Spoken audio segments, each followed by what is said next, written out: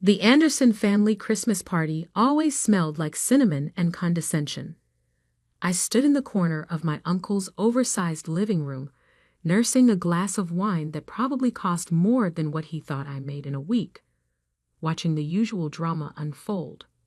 "So, Olivia," Uncle Jack's voice boomed across the room, drawing everyone's attention just the way he liked it. "Still running that little boutique of yours. What do you call it again? The fashion? Something? Impress Collective." I replied calmly, though my grip on the wineglass tightened slightly. "And yes, it's doing quite well, actually. We've expanded to 3 locations this year." He laughed, that particular laugh he reserved for when he wanted to make someone feel small. "That's cute. You know, if you ever want to learn about real business, you should come shadow me at Anderson Technologies for a day. Show you how the big boys play." My cousin Marcus, Jack's son and heir apparent, snickered from his position by the fireplace. He was wearing a suit that probably cost more than my first month's rent, but somehow still managed to look like a boy playing dress-up. "I appreciate the offer," I said, taking another sip of wine, "but I'm actually quite busy with my own ventures." "Ventures?" Uncle Jack's eyebrows shot up. "Selling dresses isn't exactly what I'd call a venture, sweetheart. Now, take what we're doing at Anderson Tech. We just closed a deal with Microdyne Systems. That's real business." I noticed my father shift uncomfortably in his seat. He'd worked under his older brother Jack at Anderson Technologies for 30 years. Always one step below the top. Always almost, but not quite good enough. The company had been started by our grandfather, but somehow Jack had maneuvered his way into controlling everything by the time he was 40. "The Microdyne deal," I said thoughtfully. "That's the one where you're supplying their new manufacturing line with processing chips, right?" Jack's eyes narrowed slightly. "Been reading the business pages, have we?" "Something like that."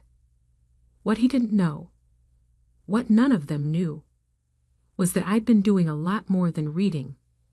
The little boutique was just the visible tip of a very large, very carefully constructed iceberg. While they were all busy underestimating me, I'd built something they couldn't even imagine. My phone buzzed in my pocket. Another update from my real office.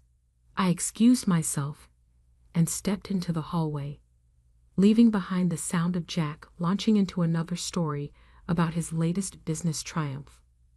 The message was from Sarah, my COO. "Sterling acquisition is complete. We're ready to announce whenever you give the word." I smiled, thinking about what was coming. Sterling Industries was Microdyne's primary chip supplier, or at least, they had been until about 20 minutes ago. Now they belonged to Nova Technologies, my company. The company nobody in my family knew existed, because I'd built it under my mother's maiden name, Matthews. I walked back into the living room just in time to hear Uncle Jack holding court about women in business. "Look," he was saying, gesturing with his whiskey glass, "I'm not saying women can't work, but certain industries require a particular kind of thinking, strategy, aggression. It's just biology." "Really?" My cousin Jessica, Jack's daughter, sat silently beside him. She had an MBA from Harvard and had been trying to get a management position at Anderson Technologies for 2 years. Jack kept finding reasons why she wasn't ready. "Speaking of strategy," I said, unable to help myself, "what's your contingency plan if Sterling Industries changes their supply terms?" The room got quiet. Jack stared at me like I'd just spoken in tongues. "Sterling?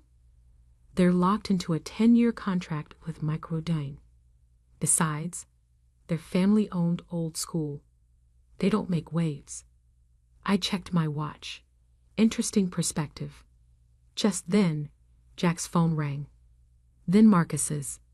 Then half the phones in the room started buzzing. I watched as Jack's face went from annoyed to confused to something approaching panic as he read whatever was on his screen. This has to be a mistake, he muttered, scrolling frantically. Sterling just announced they're under new ownership. Some company called Nova.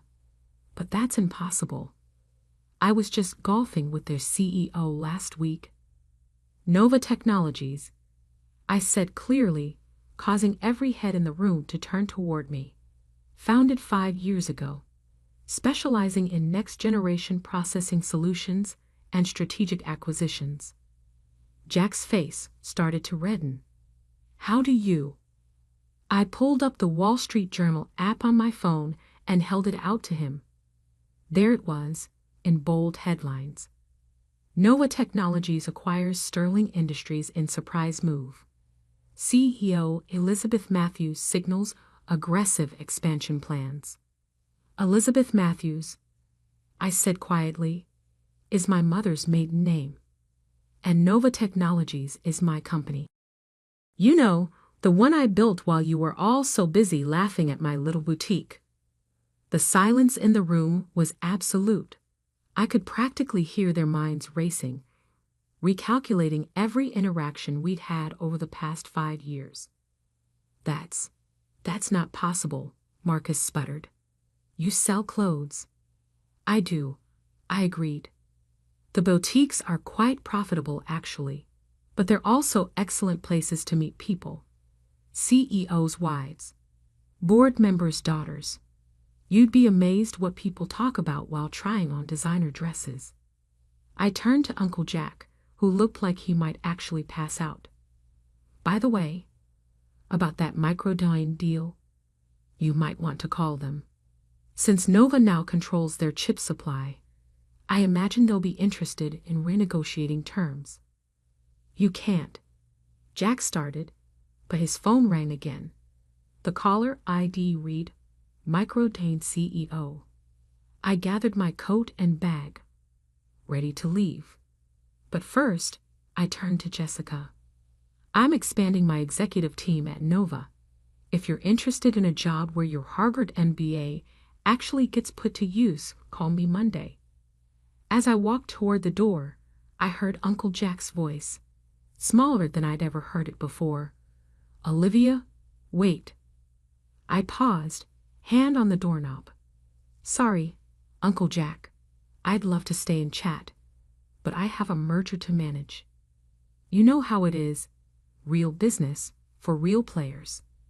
The door closed behind me with a satisfying click, leaving behind a room full of people who were just beginning to realize that while they'd been dismissing me, I'd been building an empire. And this was just the beginning. Monday morning arrived with the kind of chaos I'd carefully orchestrated. My phone had 47 missed calls, mostly from family members who suddenly wanted to catch up. I sat in my real office, the one none of them had ever seen, on the 45th floor of downtown's most prestigious building, watching the sunrise paint the city skyline in shades of gold. Ms. Matthews? My assistant Michael appeared at the door. Microdyne's executives are in the main conference room. And your uncle's been in the lobby for an hour. I smiled, checking my reflection in the floor-to-ceiling windows. Sharp black suit, not a hair out of place. Power, but subtle. Let's not keep them waiting. The conference room fell silent as I entered.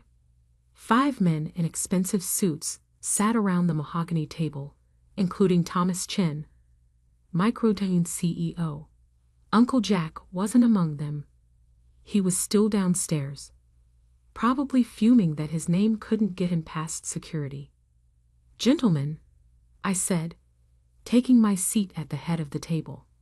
I believe we have some contracts to discuss. Thomas Chen cleared his throat. Ms. Matthews, or should I say Ms. Anderson, this is unexpected. Elizabeth Matthews is fine, I replied smoothly. Now about Anderson Technologies' chip supply agreement. I've reviewed the terms. They're significantly below market rate. We have a binding contract, one of their lawyers interjected. With Sterling Industries, I corrected. Sterling is now Nova Technologies, and while we'll honor existing agreements, any renewal will be at current market rates, plus a 20% premium for historical undervaluation.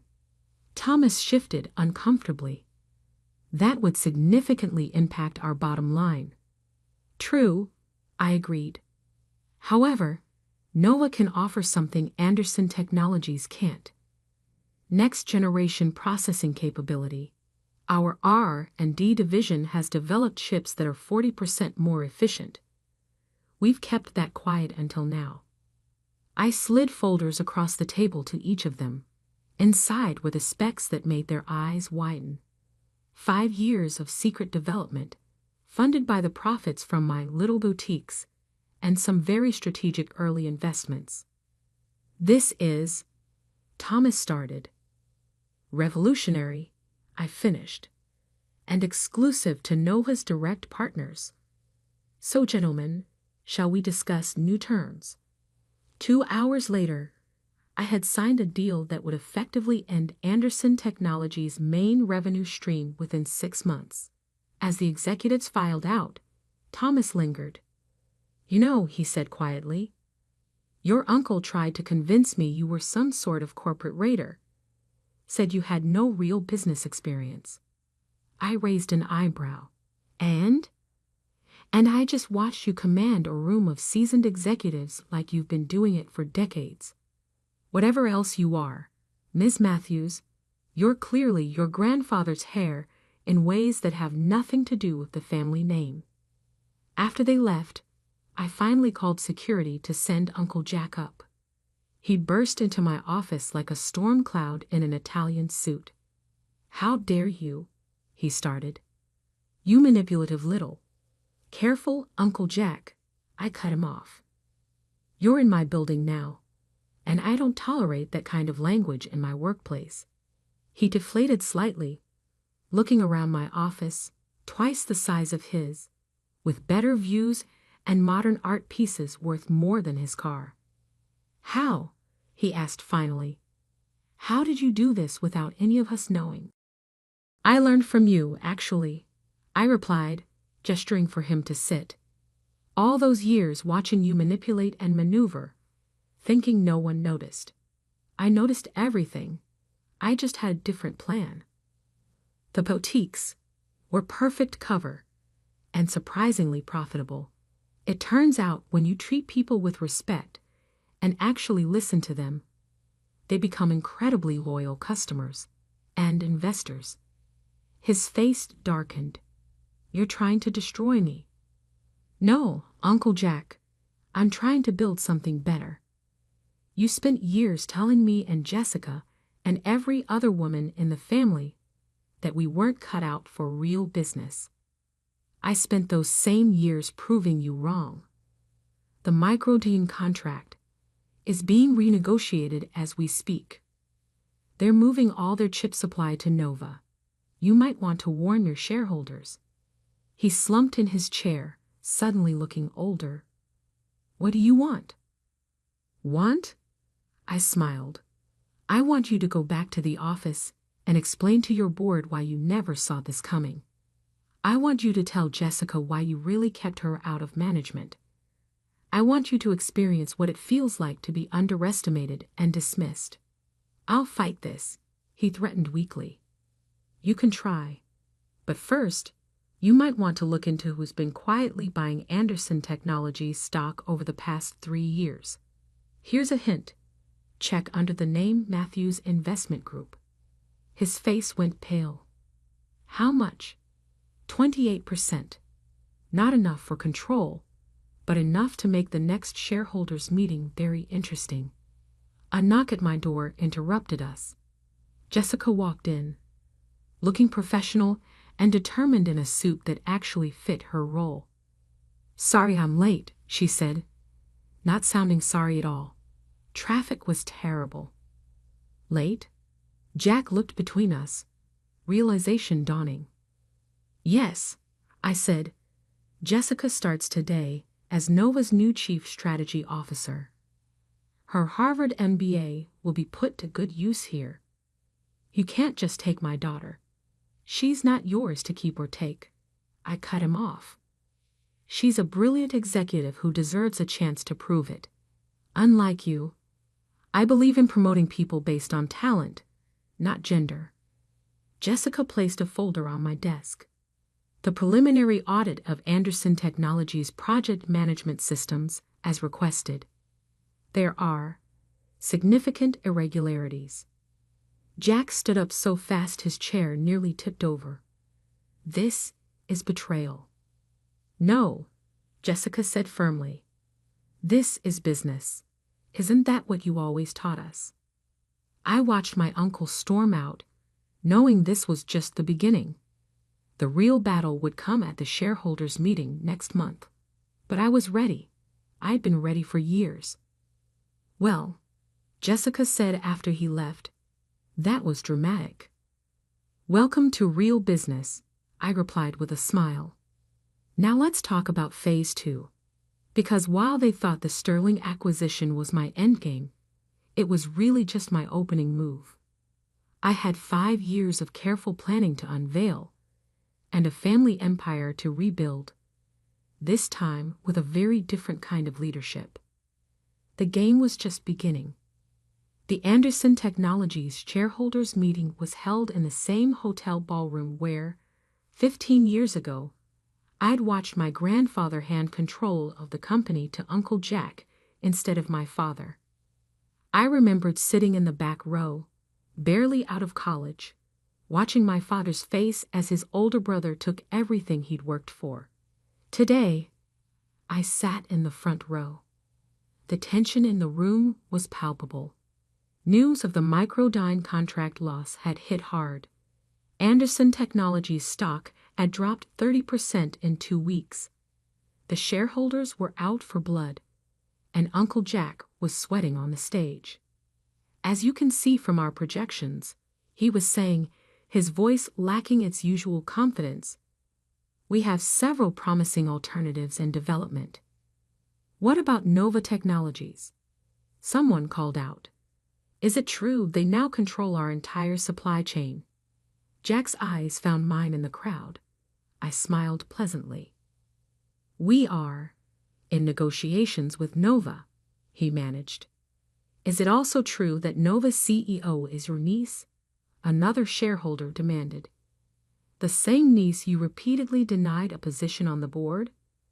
Before he could answer, the doors at the back of the ballroom opened. My father walked in, followed by a team of lawyers. Right on schedule. Ladies and gentlemen, my father announced, his voice carrying across the suddenly silent room. I have here documents that should interest all of you. He began distributing folders to the board members. I watched Jack's face as he opened his copy, saw the moment he realized what he was reading. These records show systematic discrimination in hiring and promotion practices, my father continued. They also show irregular accounting of project funds over the past decade, all approved by our current CEO. The room erupted in chaos. Board members were flipping through pages, shareholders were shouting questions. Through it all, I remained seated, calm and composed. This is a trick, Jack shouted over the noise. A conspiracy between my brother and my niece too. To what, Uncle Jack? I stood finally, walking toward the stage. To expose the truth. To show how you've been running this company like your personal kingdom. I took the microphone from him. The room quieted. My name is Olivia Anderson. Though some of you may know me as Elizabeth Matthews, CEO of Nova Technologies. 15 years ago, I sat in this room and watched my grandfather's legacy being twisted into something he never intended. Today, I'm here to restore it. I nodded to my lawyers, who began distributing another set of documents. What you're receiving now is a proposal. Nova Technologies is offering to merge with Anderson Technologies. A full restructuring, new management, and immediate implementation of the next-generation processing technology that Microdyne has already signed on for. The room buzzed with excitement. These were business people, after all.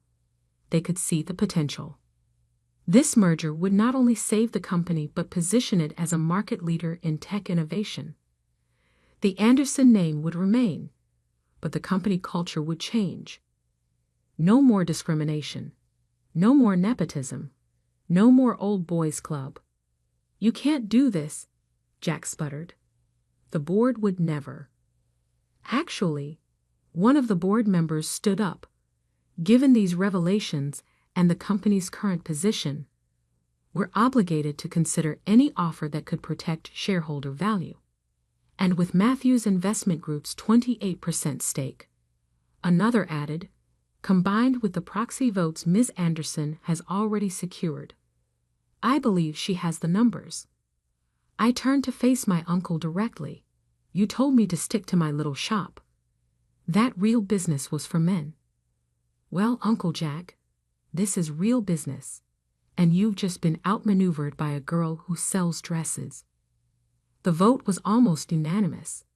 By the end of the day, I was standing in my grandfather's old office, now my office, looking out over the city. The portrait of him still hung on the wall, his kind eyes seeming to twinkle with approval. A knock at the door interrupted my thoughts. It was Jessica, carrying a bottle of champagne and 2 glasses. "So," she said, pouring the drinks, "CEO of both Nova and Anderson Technologies. Not bad for someone who was supposed to stick to retail." I laughed, taking a glass. "How's your father taking it?" "He's adjusting." The board's severance package helped soften the blow, though I think his ego took a hit when they named me Chief Operating Officer. "You earned it," I said firmly, "and not because you're his daughter or my cousin, because you're brilliant at what you do." We clinked glasses and looked out at the sunset painting the sky in shades of victory. "You know," Jessica said thoughtfully, "I kept wondering all these years why you never fought back when they dismissed you. Now I understand. You were playing the long game." "I learned something important running those boutiques," I replied. "Success isn't always about being the loudest or most aggressive. Sometimes it's about being patient, observant, and building something so solid they can't ignore it when you finally reveal it." My phone buzzed. Another message from Thomas at Microdyne, confirming our expanded partnership. On my desk, the Wall Street Journal's headline read, "Nova-Anderson merger reshapes tech landscape. Elizabeth Matthews makes history." To the future of Anderson Technologies, Jessica raised her glass. "To doing business our way," I corrected. Later that night, I visited my grandfather's grave. I placed a copy of the merger announcement against his headstone. "You always said the company needed new blood," I whispered. "I hope this is what you meant." As I drove home, I thought about the little girl who used to sit in board meetings, taking notes while everyone ignored her. The young woman who opened a little boutique while secretly building an empire. The CEO who finally showed them all what real business looks like. Uncle Jack had been right about one thing. Business was about strategy and aggression. He just never realized that sometimes the most aggressive move is the one your opponent never sees coming. And as for that little shop, I kept it running, a reminder of where it all started. Because sometimes the biggest victories come disguised as small beginnings.